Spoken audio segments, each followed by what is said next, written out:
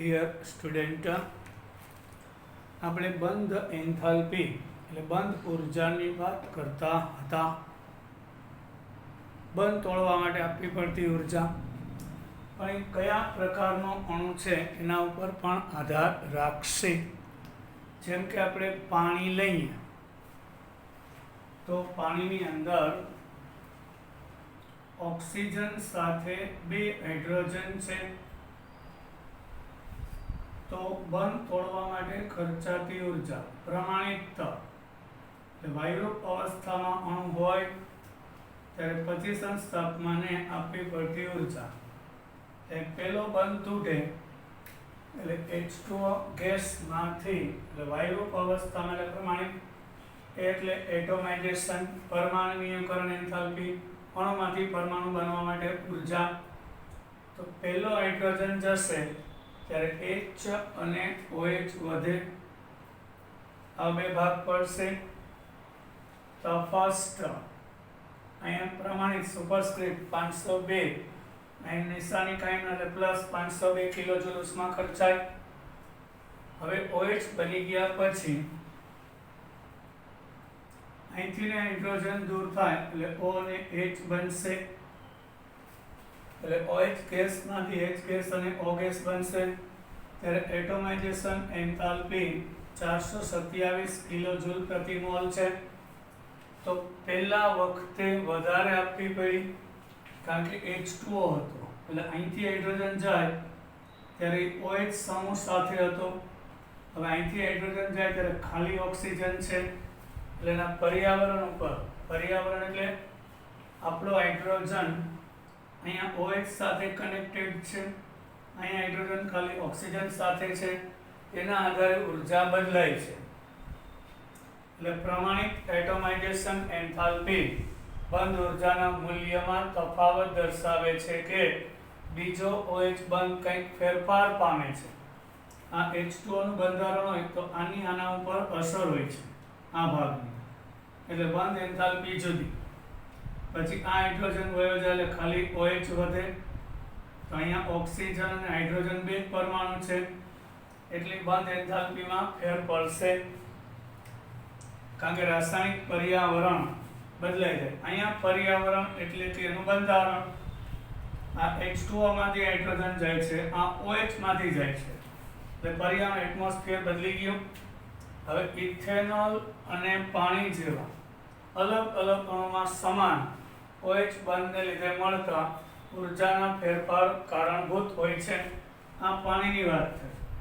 આપણે ઇથેનોલ લઈએ તો એમાં પણ OH સમૂહ છે પણ ઇથેનોલમાં CH3 CH2OH છે એટલે આ બંધની એન્થાલ્પી કરતા આ બંધની એન્થાલ્પી જુદી છે એટલે વધારે છે.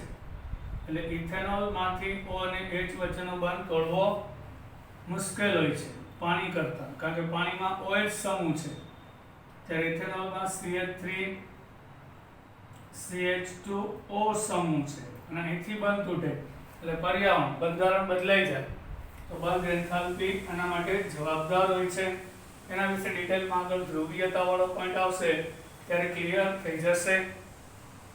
આથી બહુપરમાણુય અણુમાં સરેરાશ બંધ એન્થાલ્પી પર્યાય સ્વરૂપે લેવામાં આવે છે.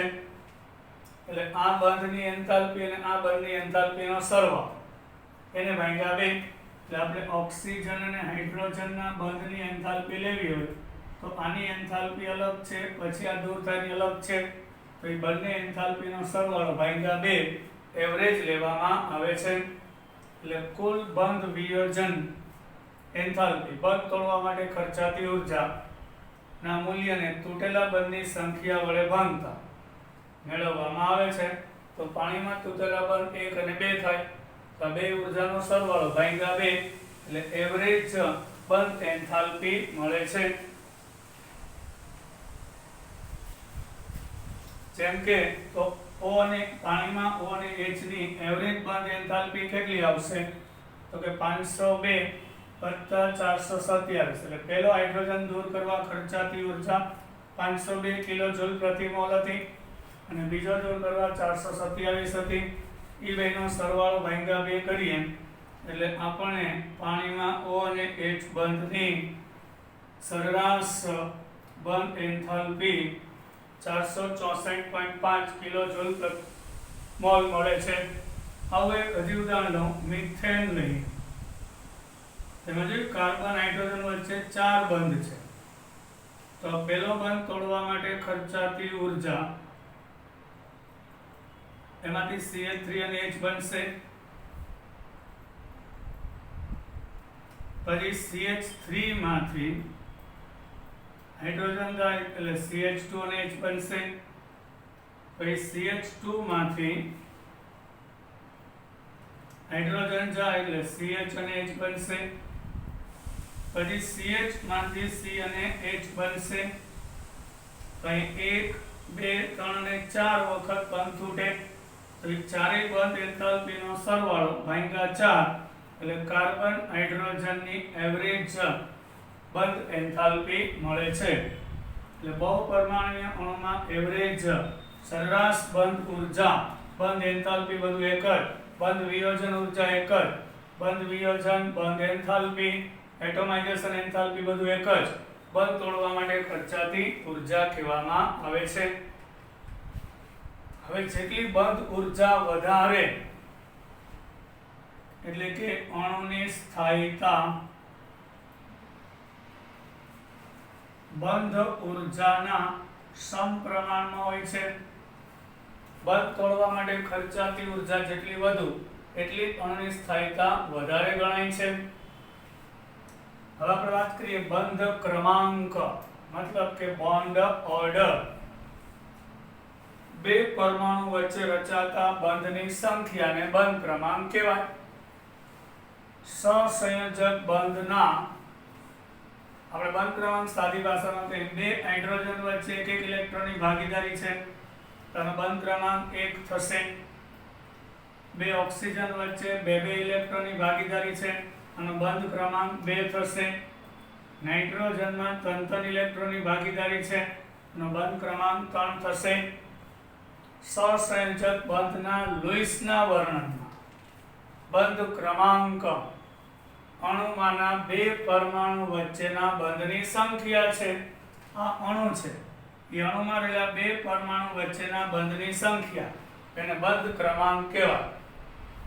બંધ ક્રમાંક ઉદાહરણ તરીકે લઈએ તો H2 માં એક ઇલેક્ટ્રોનની ભાગીદારી છે એટલે બેના એક એટલે યુગ્મ તો એક થાય ને, યુગ્મ એટલે જોડ.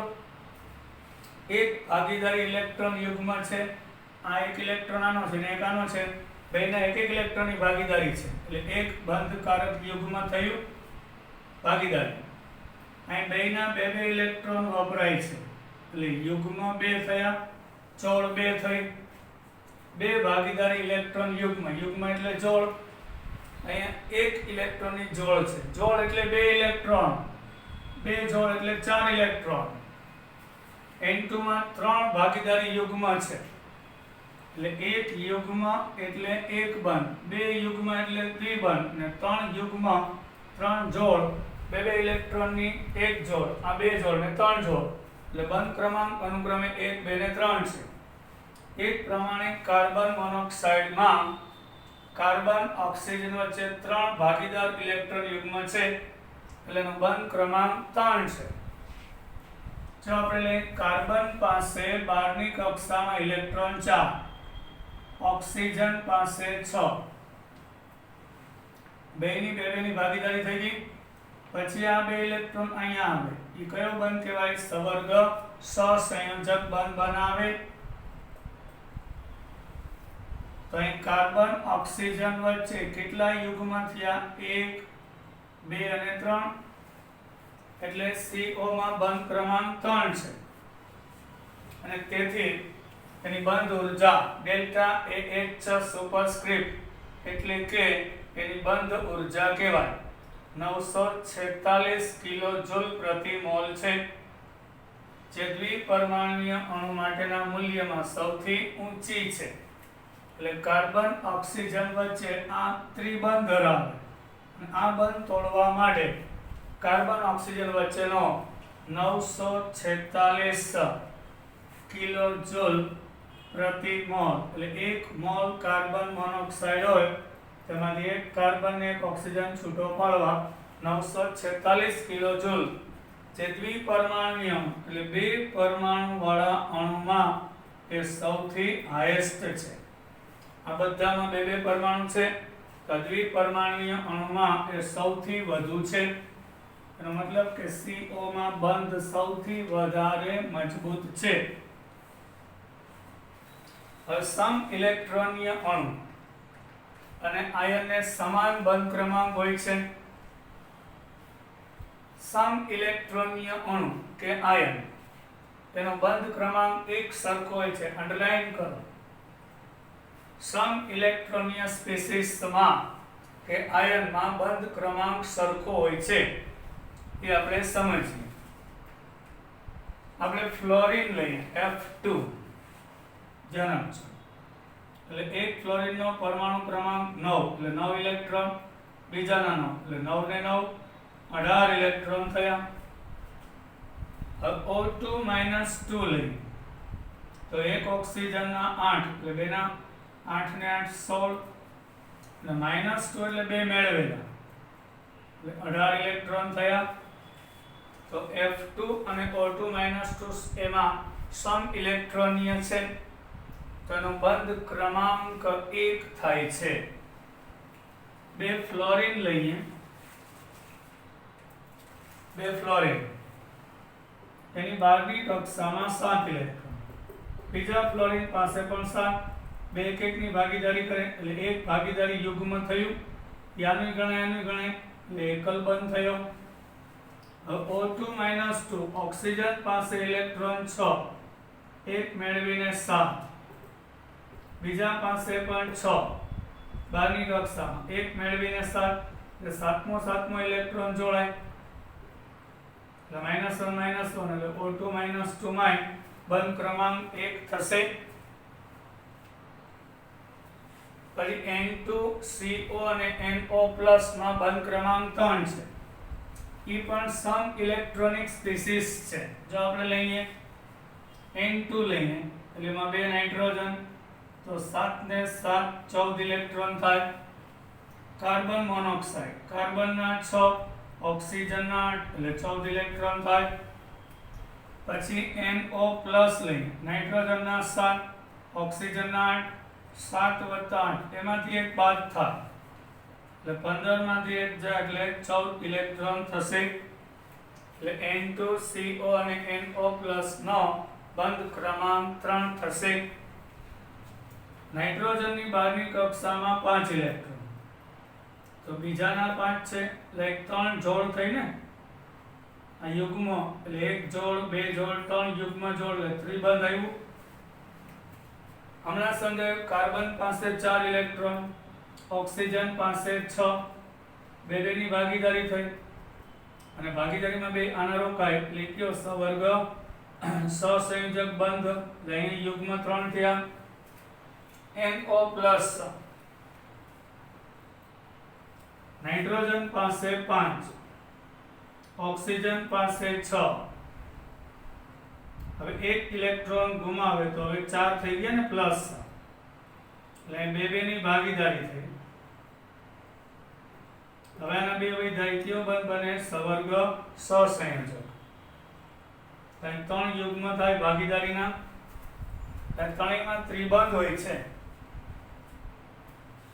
અણુની સ્થાયીતાને સમજવા માટે ઉપયોગી સામાન્ય સહસંબંધ, એની વચ્ચેનો એક સંબંધ છે.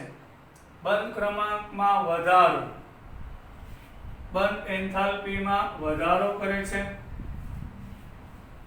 બંધ ક્રમાંકનો વધારો બંધ એન્થાલ્પીમાં વધારો કરે છે. હા, કાર્બન કાર્બન વચ્ચે એકલ બંધ હોય એના કરતા દ્વિબંધ, એના કરતા ત્રિબંધ હોય તો એકલ બંધ કરતા દ્વિબંધ વધુ મજબૂત, એના કરતા ત્રિબંધ વધુ મજબૂત. એટલે કે બંધ ઊર્જા બંધ ક્રમાંકના સમપ્રમાણમાં હોય છે. એટલે બંધની સંખ્યા જેટલી વધારે બે પરમાણુ વચ્ચે એટલી બંધ ઊર્જા વધારે હોય છે, અને બંધની સંખ્યા વધે એટલે બંધ ક્રમાંક તેમ બંધ લંબાઈ ઘટે. એકલ બંધ છે એમાં પરમાણુ દૂર હોય, દ્વિબંધમાં વધારે નજીક હોય અને ત્રિબંધમાં વધારે નજીક હોય. એટલે બંધ ક્રમાંક વધતો જાય તો બંધ લંબાઈ ઘટતી જાય. એ વ્યસ્ત સંબંધ દર્શાવે છે. હવે આપણે મોસ્ટ એમ્પિટ્યુડ ટૂંક પરીક્ષા આ પ્રશ્ન પૂછાય, ઓઝોનનું ઉદાહરણ લઈ સંસ્પંદન રચના સમજાવો. રેઝોનેટિંગ સ્ટ્રક્ચર મતલબ કે સંસ્પંદન બંધારણ સમજાવો. સંસ્પંદન બંધારણ નવો ક્વેશ્ચન છે, ટૂંક નોંધ છે. સંસ્પંદન રેઝોનેટિંગ સ્ટ્રક્ચર એવું અનેક વાર જણાયું છે કે એકલી લુઈસ રચના અણુમાં પ્રાયોગિક રીતે નક્કી કરેલા પ્રાચલ સાથે સુસંગત સમજવામાં અપૂરતા છે. પ્રાચલ એટલે આપણે જોઈ ગયા એક તો લુઈસનું બંધારણ આપણે પાણીનું દોર્યું, બરાબર. આ પાણીનું બંધારણ દોર્યું તો એની બંધ લંબાઈ, બંધ ક્રમાંક, બંધ કોણ, આ બધા જ પ્રાચલો પ્રેક્ટિકલી બંધારણ આપણે બરાબર જોઈએ. એટલે ટૂંકમાં લુઈસનું બંધારણ પાણી માટે દોર્યું, પછી એની બંધ લંબાઈ, બંધ કોણ બરાબર એ સમજાવી શકે, અણુનો આકાર કેવો છે સમજાવી નહીં શકે. આ ઉપરાંત અપૂરતા છે. ઉદાહરણ તરીકે ઓઝોન લઈએ તો ઓઝોનને બે રીતે રજૂ કરી શકાય છે. ઓઝોન O3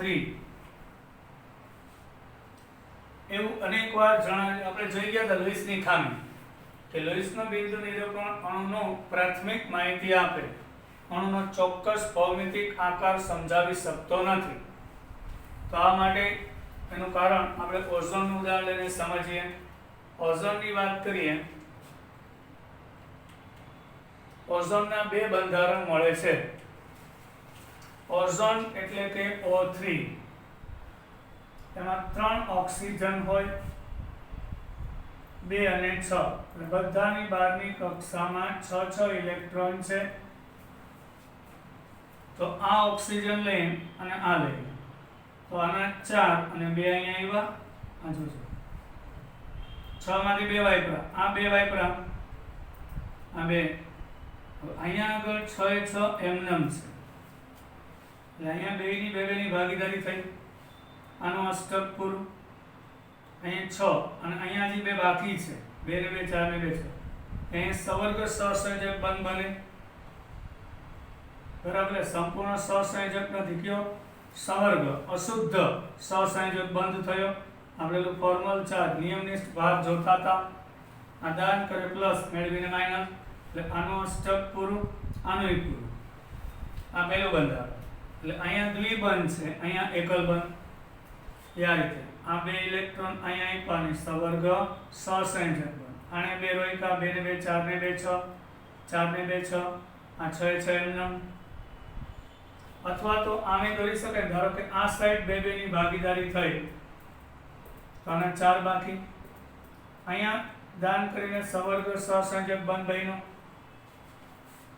આના 2 ને 2 4 ને 2 6, તો આના 2 ને 4 ને 2 6. તો 2 શક્યતા છે. તો જો આપણે લુઈસ મુજબ આ બંધારણ દોરીએ, 2 શક્યતાઓ, તો જ્યાં એકલ બંધ છે ને ઓક્સિજન ઓક્સિજન વચ્ચે, ત્યાં બંધ લંબાઈ 148 પાઇકોમીટર હોવી જોઈએ. અને જ્યાં દ્વિબંધ છે, દેખીતી વાત છે ને, એકલ બંધ કરતા દ્વિબંધ છે એ ટૂંકો હોય, આકર્ષણ વધી જાય.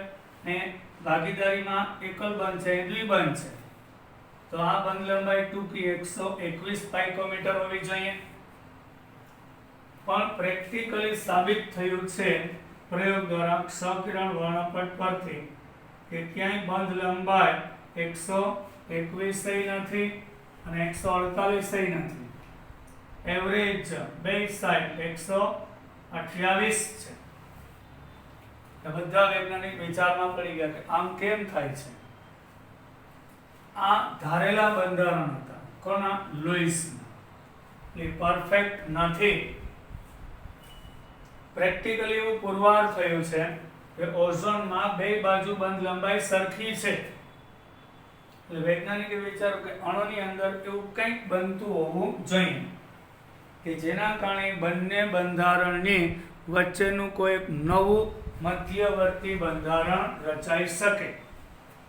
એટલે આ જે 3 લીટા છે ને એ આનું મધ્યવર્તી અને આનું મધ્યવર્તી, અને આ તીર છે ને બે સાઈડ તીર, એ સંસ્પંદનનું સૂત્ર કહેવાય. સંસ્પંદન આવ્યું પહેલી વાર, એને આપણે રેઝોનન્સ કહેશું, સંસ્પંદન. એટલે આ બે ઇલેક્ટ્રોન અહીંયા જશે ત્યારે આ બે ઇલેક્ટ્રોન અહીંયા જશે, એટલે આ બે ઇલેક્ટ્રોન અહીંયા આવી ગયા, 6 માંથી 4 થઈ ગયા, અને આ બે અહીંયા આવી ગયા, 4 માંથી 6. જો અહીં 4 હતા, આ બે ઇલેક્ટ્રોન અહીંયા આવી જાય એટલે અહીંયા એકલ બંધ થઈ ગયો, અને અહીંયા એકલ બંધ હતો ત્યાં આ બે ઇલેક્ટ્રોન અહીંયા આવી જાય એટલે અહીંયા દ્વિબંધ થઈ ગયો, એટલે ઇલેક્ટ્રોન 4 થઈ ગયા.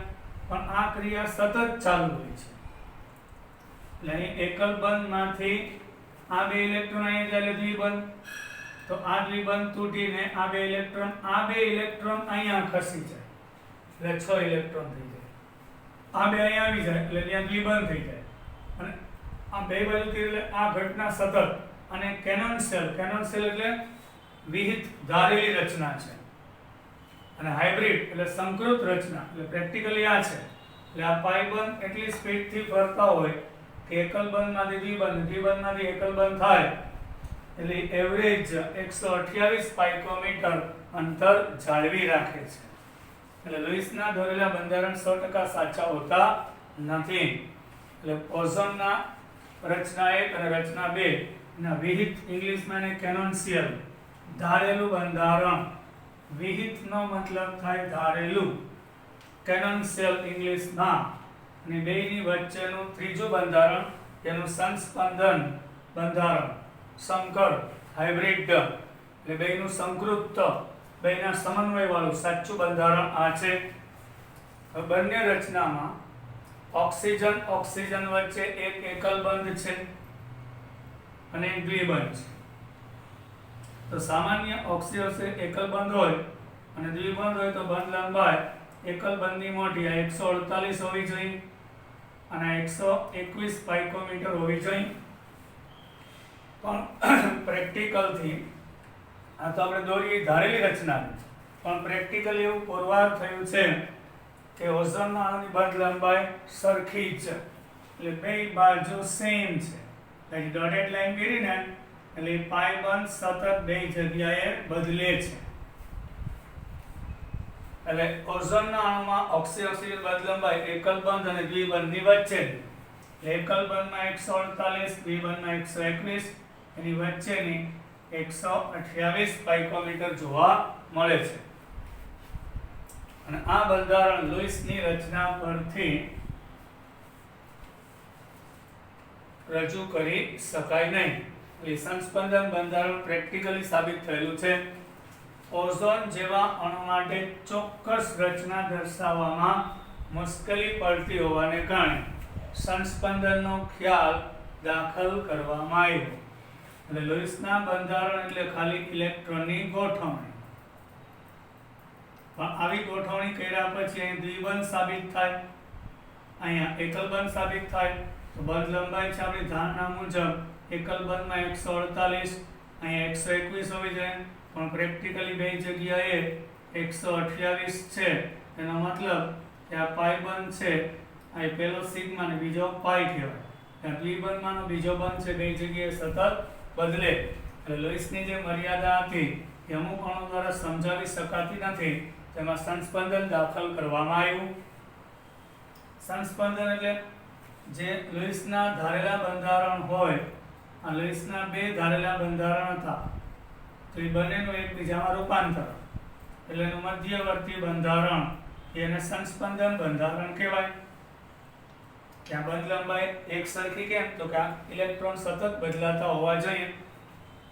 એટલે અહીંયા દ્વિબંધ છે, અહીંયા એકલ બંધ છે, આ દ્વિબંધ ને એકલ બંધ એટલી સ્પીડથી ફરે કે બંધ લંબાઈ બે જગ્યાએ સમાન થઈ જાય. આ દ્વિબંધ અહીંયા આવી જાય, અહીંયા સતત આ બે કેનોન્સિયલ વિવિધ બંધારણનું સતત રૂપાંતરણ થાય એટલે આ બે ડિસ્ટન્સ છે એ એક સમાન રહેશે. આ સંસ્પંદનના ખ્યાલ પ્રમાણે જ્યારે એક જ લોહીસ રચના અણુને ચોકસાઈથી વર્ણવી શકે નહીં ત્યારે સમાન ઉર્જા કેન્દ્રના સ્થાન બંધકારક અબંધકારક ઇલેક્ટ્રોન યુગ્મ દર્શાવતા ઘણા પ્રમાણિત સ્વરૂપો ગણતરીમાં લેવાય અને તેની સંકર રચના ચોકસાઈ વર્ણન કરે છે.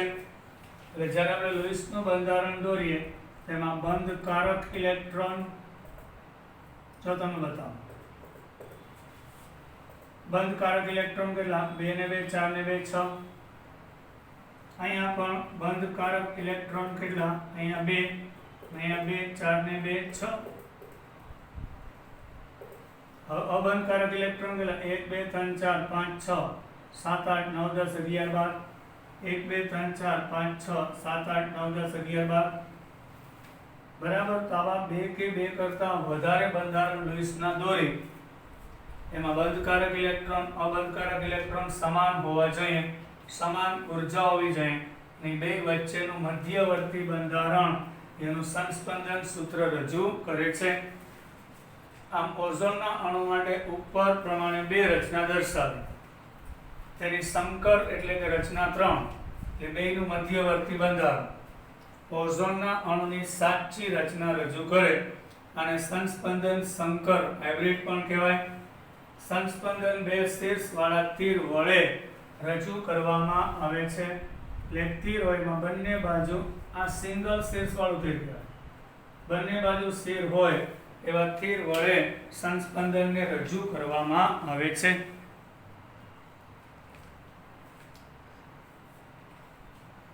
હવે આપણે આગળ જઈએ. સંસ્પંદન રચનાના કેટલાક અન્ય ઉદાહરણ કાર્બોનેટ આયન અને કાર્બન ડાયોક્સાઇડનું ઉદાહરણ લઈને સમજીએ. તો પહેલા આપણે કાર્બોનેટ આયન લેશું. કાર્બોનેટ એટલે CO3-2 એમાં સંસ્પંદન બંધારણ છે. કાર્બન ઓક્સિજન વચ્ચે બે એકલ બંધ અને એક દ્વિબંધની હાજરી આધારિત લુઈસની રચના સાચી રચના દર્શાવવા માટે અપૂરતી છે, કારણ કે એમાં અસમાન બંધ લંબાઈ બતાવે છે. પ્રાયોગિક માહિતીના આધારે કાર્બોનેટમાં બધા ઓક્સિજન અને કાર્બનના બંધ સમતુલ્ય ઇક્વિવેલેન્ટ એટલે સમતુલ્ય છે. એટલે કાર્બોનેટના 3 વિહિત સ્વરૂપો રજૂ કરવામાં આવેલા છે. હવે તમને સમજાવું. પહેલા તો કાર્બોનેટ છે એમાં મધ્યસ્થ પરમાણુ કયો કાર્બન. કાર્બનની બહારની કક્ષામાં ઇલેક્ટ્રોન 4 રફ કામ. ઓક્સિજન પાસે 6 આવા ઓક્સિજન 3 છે અને -2 એટલે 2 ઇલેક્ટ્રોન મેળવેલા એટલે આને મેળવેલો હોય. આને કેમ ના મેળવ્યો એ કહું. વિદ્યુત ઋણતા કાર્બનની નહીં ઓક્સિજનની વધારે છે એટલે 2 ઓક્સિજન એક એક મેળવી લ્યો. એટલે હવે 6 ને 1 7. જોજો ખાસ અહીંયા પણ 7 અહીંયા 6 ને અહીંયા 6 અહીંયા 4 બહારની કક્ષાના ઇલેક્ટ્રોન. તો કાર્બન આ ઓક્સિજન સાથે બેની ભાગીદારી કરી નાખશે. પૂરું. એટલે એના 2 બાકી. હવે કાર્બનનો એક ત્રીજો ને ચોથો આ 1 2 3 અને 4 આ 2 2 4 ને 2 6 આના 2 આના 2 એટલે કાર્બનનો એક ત્રીજો ને ચોથો અહીંયા આવશે. તો ઓક્સિજન પાસે 7 છે એટલે એક કાર્બનનો એક ઓક્સિજન એટલે આને 6 બાકી -1. આ એક કાર્બનનો એક ઓક્સિજનનો એટલે 7મો ઇલેક્ટ્રોન વાપરો. તો અહીં એક જગ્યાએ દ્વિબંધ અને બે જગ્યાએ એકલ બંધ હોવા જોઈએ. પણ પ્રેક્ટિકલી તો એકલ બંધ હોય ને એ બંધ લંબાઈ લાંબી હોય, દ્વિબંધ હોય ને બંધ લંબાઈ ટૂંકી. સી અને ઓ વચ્ચેનું અંતર મોટું હોય, અહીંયા ટૂંકું હોય. એવું લુઈસના બંધારણ મુજબ થાય. પણ એકચ્યુઅલી કાર્બોનેટમાં ત્રણેય બંધ સરખા છે. તો આવું કેમ?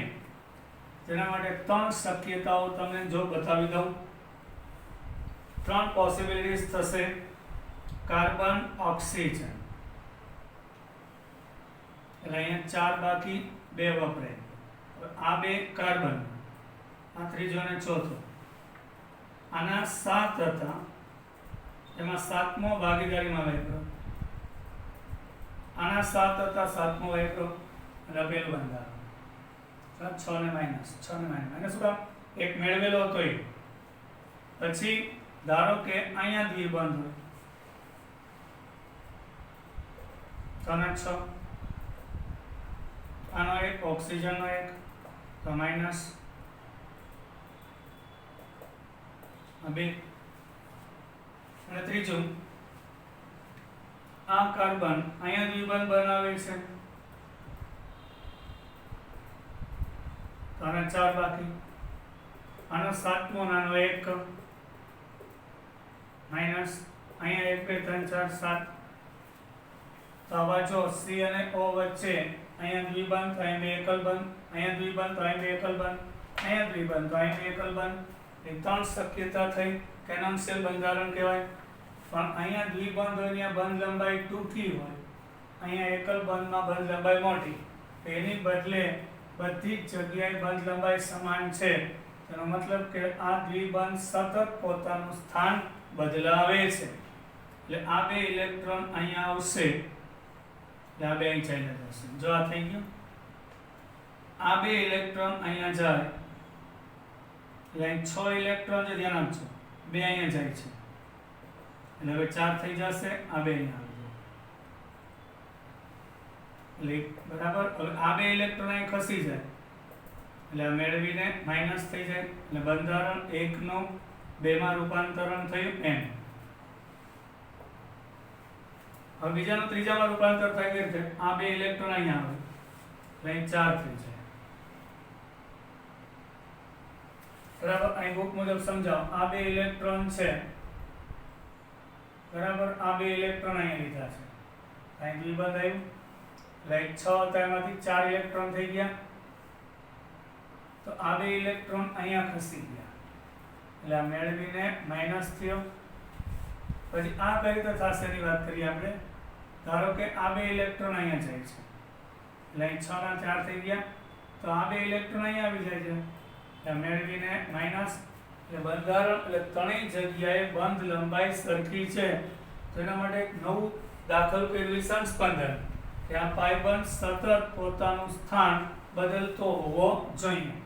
એટલે આ દ્વિબંધ સતત એટલે બંધારણ 1 નું 2 માં, 2 નું 3 માં અને 3 વિહિત બંધારણ મળ્યા. ત્રણેય વચ્ચેનું મધ્યવર્તી એટલે આમ ડોટેડ લાઈનથી બતાવાય સતત. એટલે અહીંયા એટલી સ્પીડથી આ 2 પાઇબંધ બદલે કે જેના કારણે બરાબર બંધ લંબાઈ C અને O વચ્ચેની ત્રણેય જગ્યાએ સરખી છે. ચલ વિશના બંધારણ સાચા હોય તો 2 જગ્યાએ બંધ મોટો અને 1 જગ્યાએ ટૂંકો હોય. પણ પ્રેક્ટિકલી ત્રણેય જગ્યાએ કાર્બન ઓક્સિજનનું અંતર ત્રણેય જગ્યાએ સમાન છે. એનો મતલબ કે આ દ્વિબંધ છે એ સતત પોતાનું સ્થાન બદલતો હોવો જોઈએ. બરાબર. આ રીતે મળે છે. આના વિહિત સ્વરૂપ કહેવાય. હવે આપણે કાર્બન મોનોક્સાઇડ વિશે કાલે ડિટેલમાં જોશું. જય હિન્દ.